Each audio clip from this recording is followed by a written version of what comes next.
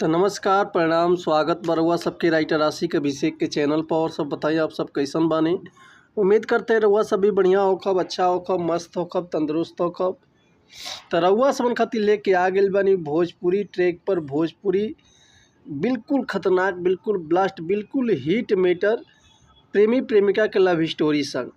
उम्मीद करते रउआ सबके बेहद पसंद आई। अगर एकरा के रउआ नया म्यूजिक बनवा के बढ़िया से दिल से गायकी कहे तनी तो 100% बाकी गाना और मार्केट में ब्लास्ट करी।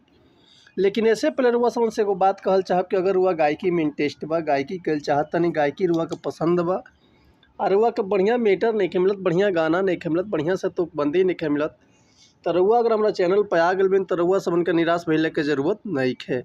काहे से कि रुआ समन खातिर हम हर एक प्रकार के सॉन्ग लिखी ले, हिंदी में होके चाहे भोजपुरी होके, चाहे ट्रैक पर होके, चाहे नया कंपोजिशन होके, चाहे वो अपना फरमाइश के हिसाब से कोनो भी मैटर लिखवा सके। लव सॉन्ग, ऑर्केस्ट्रा सॉन्ग, बेवफाई सॉन्ग, पूर्वी, निर्गुण, भजन, लोकगीत, लयदारी, रंगदारी, जातिवाद सॉन्ग, जिला स्पेशल गाना, सैड सॉन्ग, चाहे बाराती स्पेशल, चाहे लगन स्पेशल, चाहे वो अपना मनपसंद के कोनो भी मैटर लिखवा सके, चाहे म्यूजिक बनवा सके, वो बिल्कुल चीज़ चार्ज पर।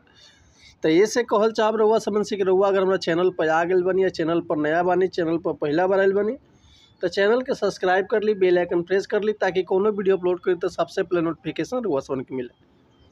चलिए देर ना करते हुए आज के मीटर देखल जा कैसे बा, का एकर लय बा, का एकर धुन बा, ये रुआ सबन के हम गा के बताओ तो। उम्मीद करते रुआ सबके बेहद पसंद आई।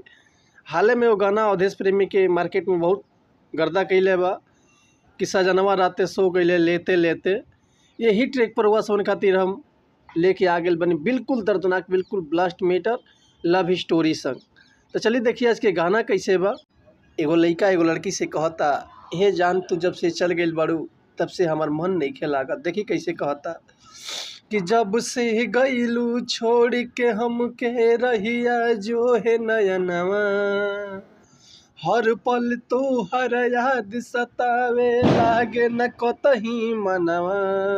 ये जान सुनो ना कि जब से गइलू छोड़ के हम के रहिया जो है नयनवा, हर पल तो हर याद सतावे लागे न कतही मनवा।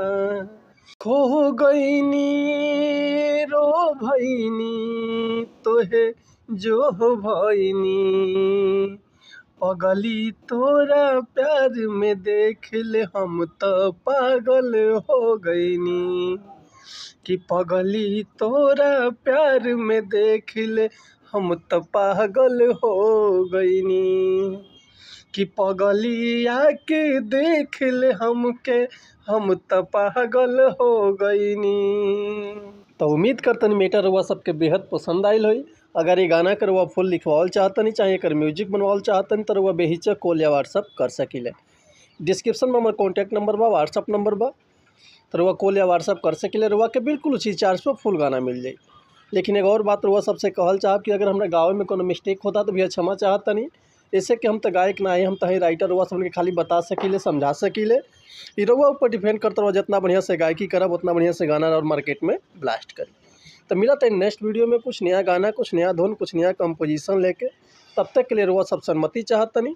नमस्कार, प्रणाम, जय हिंद, जय भारत, जय भोजपुरी समाज, हर हर महादेव, जय शिव शंभू, जय माता दी।